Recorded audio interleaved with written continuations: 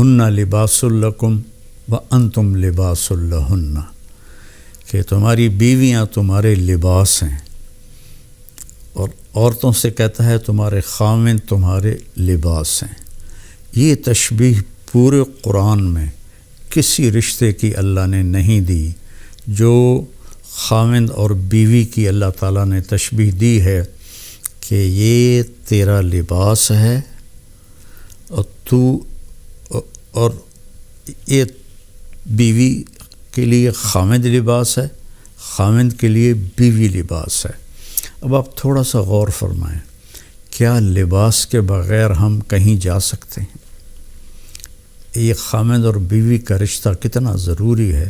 ہمارے ہاں تو ہندی معاشرہ ہے، کسی کی بیوی فوت ہو جائے تو اس کو لڑکی نہیں ملتی، اور کسی کا خاوند فوت ہو جائے تو اس سے خاوند نہیں ملتا، کوئی بیوہ ہو جائے، مطلقہ ہو جائے، اس کا کوئی رشتہ نہیں پوچھتا، ایک آدھ بچہ ہو تو وہ بیچاری اسی کے ساتھ ہی گزار دیتی ہے، اس کا کوئی رشتہ مانگنے بھی نہیں آتا۔ میں چاٹ گیا تھا، وہاں میں نے معاشرت دیکھی کہ 8 بچوں کی ماں کو بھی طلاق ہو جائے تو عدت کے بعد فوراً اس کی شادی ہو جاتی ہے، اور جو خاوند ہوتا ہے وہ 8 بچوں کو سنبھال لیتا ہے۔ حالانکہ غریب ملک ہے بالکل، اور یہاں سب کچھ ہے، لیکن کہیں کبھی کسی بیوہ کی شادی ہو، اس کے ساتھ بچے ہو تو کہیں جی اسی بچہ نہیں لینا، اسی بچی نہیں لینی۔ اللہ کے واسطے یہ ہندی معاشرت چھوڑو، اپنے نبی والی معاشرت اپناؤ۔ پہلی شادی میرے نبی نے بیوہ عورت سے کی ہے، اور سب مطلقہ ہیں یا بیوہ ہیں، ایک کنواری حضرت عائشہ بس۔ تو لباس کے لیے کیا ہے، ہم کتنی احتیاط سے رکھتے ہیں، خاص طور پر عورتیں اپنے لباس کا کتنا خیال کرتی ہیں، کیسے وہ ایسے لٹکا کے رکھتی ہیں کہ اس کی کریز خراب نہ ہو۔ مرد اپنے لباس کا کیسے خیال کرتے ہیں کہ اس کو لٹکا کے رکھتے ہیں، کریز خراب نہ ہو، پھر جب پہن لیتے ہیں ایسے ویسے دیکھتے ہیں میں کیسا لگ رہا ہوں۔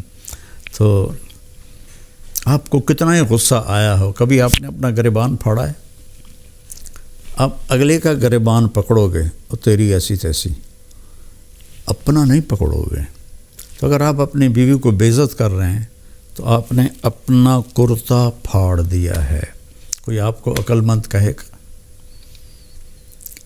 آپ اتنی حفاظت کرتے ہیں کہ کھانا کھانے سے پہلے اوپر رومال بچھاتے ہیں، ہوٹلوں میں بھی ملتا ہے، اب گھروں میں بھی ہوتا ہے، کہ تاکہ کھانے کے کوئی ذرات یا سالن کا کوئی قطرہ وہ کرتے پر پڑ نہ جائے۔ اتنی احتیاط کرتے ہیں۔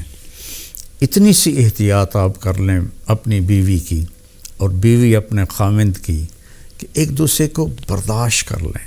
جو اللہ کی قسم کھا کے کہتا ہوں، ضد چھوڑنے میں اور جھک جانے میں ساری کامیابیاں اور عزتیں چھپی ہوئی ہیں۔ میرے ساتھ اللہ نے شہرت کا عجب معاملہ کیا تو مجھے بہت مسائل کا سامنا کرنا پڑا، تو اللہ تعالیٰ نے مجھے ان 2 چیزوں کی توفیق عطا فرمائی۔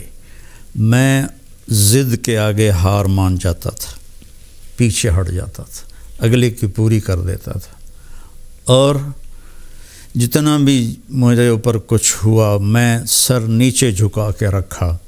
میں نے کبھی جواب نہیں دیا، کبھی ترکی بترکی جواب نہیں دیا، کبھی ضد کو ضد سے نہیں توڑا، اپنی ضد کو توڑ دیا اور اپنے آپ کو نیچے جھکا لیا۔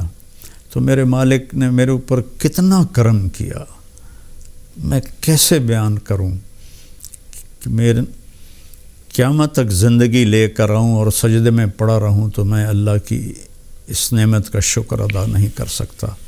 آج میں آپ سے مخاطب ہوں اور اللہ میری بات کو پوری دنیا میں پھیلا رہا ہے۔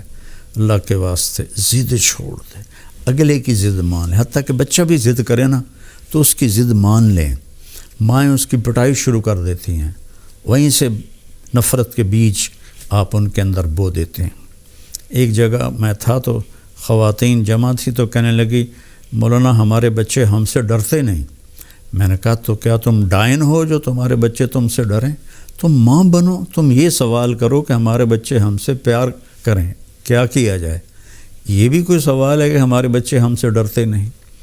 ڈرانا نہیں ہے، قریب کرنا ہے۔ تو جھک جاؤ، آپ کا گھر آباد ہو جائے گا۔ اللہ کی قسم کھا کے کہتا ہوں، آپ کے گھر میں خوشیاں رہیں گی۔ اگر آپ ضدوں پر رہیں گے تو پھر اپنے کپڑے پھاڑیں گے، تو اپنے کپڑے پھاڑنے والا یا پاگل ہوتا ہے یا بے عقل ہوتا ہے۔ تو ایک تو تشبیہ یہ ہے جس میں اللہ تعالیٰ نے ہمیں اتنا خوبصورت سمجھایا ہے کہ ہن لباس لکم وانتم لباس لہن۔ پھر اس سے ایک اور مطلب بھی نکلتا ہے، جب ہم چھوٹے تھے ہماری مائیں ہمیں جو کپڑے پہناتی تھیں وہ ہم پہن لیتے تھے۔ جب ہم بڑے ہوئے تو ہم اپنی پسند کا کپڑا خود لینے لگے اور خود یا خریدا یا منگوایا اپنی پسند کا۔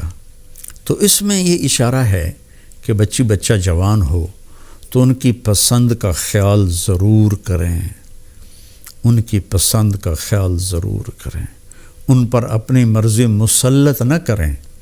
وہ اگر خوشی سے مان رہے ہیں شکر ہے اللہ کا، لیکن مثلا بیٹا کہہ دیتا ہے کہ اماں میں نے یہاں شادی نہیں کرنی، یا بیٹی کہہ دیتی ہے اماں میں نے یہاں شادی نہیں کرنی، وہ اللہ کے واسطے ان کے اوپر زبردستی نہ کرو، جبر نہ کرو۔ یہ اللہ نے ان کو حق دیا ہے، لڑکی کو بھی لڑکے کو بھی اللہ نے حق دیا ہے کہ وہ انکار کر دے۔ اس کو لڑائی نہ بناؤ، اس کو نافرمانی نہ سمجھو بچوں کی۔ یہ بچے اور بچی کا حق ہے، تو ماں باپ اس کی رعایت کریں، زبردستی کی شادیاں نہ کریں۔ بہت تباہی مچتی ہے، بہت تباہی مچتی ہے۔